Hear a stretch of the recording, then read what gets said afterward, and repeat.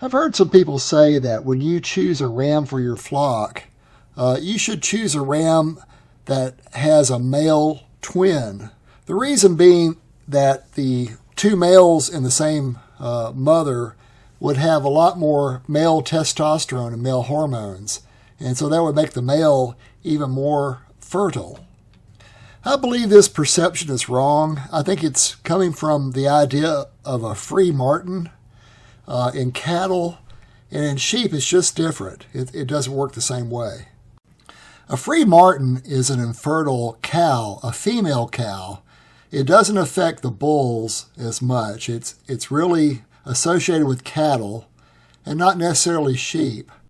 Free martins have been known for a very long time, and when they started researching this phenomenon, they found that when the female fetus is fused to the uterus of the male twin through this chorion, it's like the amniotic fluid in the sac and the placenta, it lets these hormones transfer from the male over to the female, and this makes the female masculine and infertile and unable to reproduce.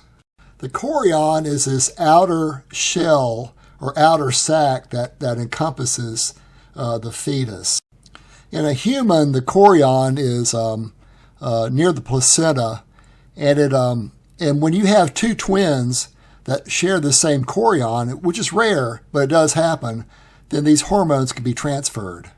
In cattle, sharing the same chorion happens quite a bit with fraternal twins, and the result is that it will masculinize the female twin. But for the male, the most they've seen is that the testicle size may be slightly reduced. There may be some reduction in bull fertility, but we don't see this in sheep quite as often. It is rare in sheep. It's mostly in cattle, but it has been recorded. The same problem of freemartinism has been recorded in sheep. So clicking on these links in Wikipedia takes me to the scientific study about this problem. In this study, they looked at over 1,000 ewe lambs, and they found 159 that had been joined with a male twin in the womb. And out of 159, only 5 showed any kind of evidence of freemartinism, which would be about a 3% rate of free martins in sheep. In this chart, they're looking at the number of free martin ewe lambs, and they put that number in parentheses just to the right of the number of lambs born.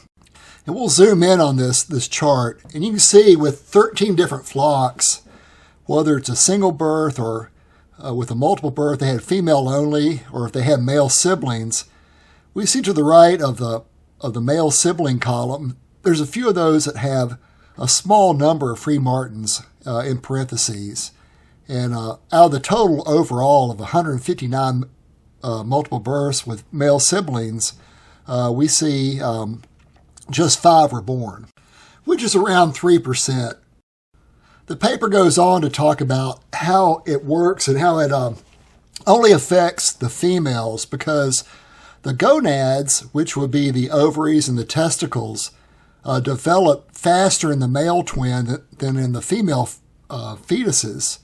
So the male hormones come over and they affect the females, but the females really do not affect the males. The other point the study makes is that in sheep breeds that have a lot of triplets and quadruplets, especially if you have like 2 or 3 males in the womb and 1 female, then these additional males and these larger litter sizes will create more freemartinism just in the female sheep. And that's to be expected with the extra males in the same womb with a single female, that it would affect her development, and it would affect her ability to reproduce later. In the other study from Wikipedia, it talks about ovines, which is sheep. It talks about freemartinism in sheep, and what's causing a lot of that, it seems to be happening when there are greater litter numbers of like 4 or more births at the same time. So if you have triplets or quadruplets, that can really cause this problem to manifest. So the problem of Freemartinism affecting female sheep could be more of a problem with sheep breeds like the Romanoff, which have triplets and quadruplets quite a bit, as well as the Finn sheep, which are known for having triplets and quadruplets and higher, even higher numbers. The St. Croix sheep have an average of 2.1 lambs per birth, which is higher than a lot of other sheep breeds, and so it could be a problem with them as well to a lesser extent.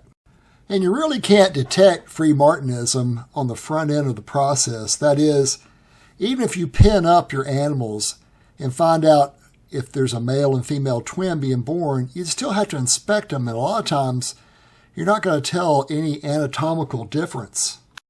And since it's only like 3% of these sheep that are ever going to have this problem, I'm not going to get that close and down and dirty with any kind of animal to figure out something on the front end.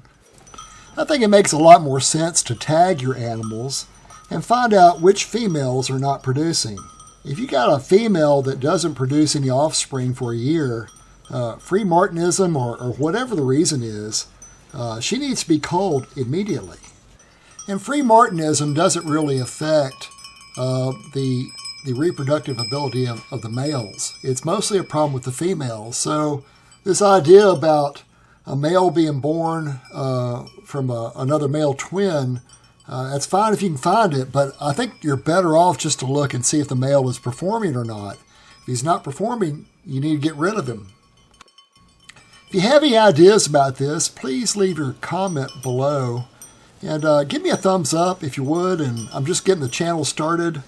And so any comment or input kind of helps me rank a little bit higher. Thank you so much. Bye.